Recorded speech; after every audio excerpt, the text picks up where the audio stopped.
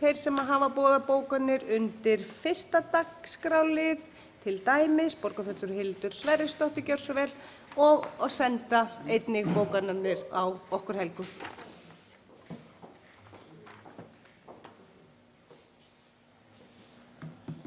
Frú forseti, góðir borgarfulltrúar, eftirfarandi sem sagt bókun fulltrúa Sjálfstæðisflokksins við 1. lið á dagskrá og svohljóðandi með leyfi forseta. Fulltrúar Sjálfstæðisflokksins í borgarstjórn samþykkja tillögu þessa þar sem þeir telja að ákvörðun kjararáðs hafi falið í sér ofbratta hækkun á kjörum kjörinna fulltrúa. Þeir telja skynsamlegt að næstu skref verði skoðið af mikilli yfirvegun og varkárni í forsætisnefnd þar sem það verður ávallt að hafa í huga að það eru margir og flóknir annmarkar á því að eftirláta stjórnmálamönnum vald yfir eigin kjörum. Þá er borgarfulltrúi Hildur Sverrisdóttir lokið við það að gera grein fyrir bókun fulltrúa Sjálfstæðisflokksins undir 1. dagskrárlið.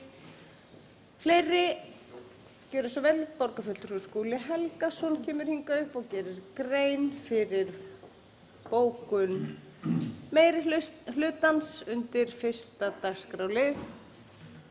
Forseti borgarfulltrúar, bókun meiri hlutans 1. lið svona. Úrskurður kjararáðs kjör æðstu ráðamanna þjóðarinnar eins og sprengja inn í viðkvæma stöðu á almennum vinnumarkaði og samrýmist hvorki launastefnu sem ríki og sveitarfélög hafa markað til næstu ára, né ákvæðum laga kjararáð sem kveða á að ráðið skuli ætíð taka tillit til almennrar þróunar kjaramála á vinnumarkaði. Nærri 45% hækkun launa ráðherra og þingmanna á einu bretti langt umfram þær launahækkanir sem samið hefur verið á almennum vinnumarkaði. Meirihlutinn skorar á Alþingi að koma þegar saman til að vinda ofan af úrskurði kjararáðs. Þá er borgarfulltrúi Skúli Helgason lokið við að gera grein fyrir bókun undir 1. dagskrárlið. Eru einhverjar fleiri bókanir eftir að koma? Ef svo er ekki, þá segi ég þessum fundi slitið. Er það alveg viss?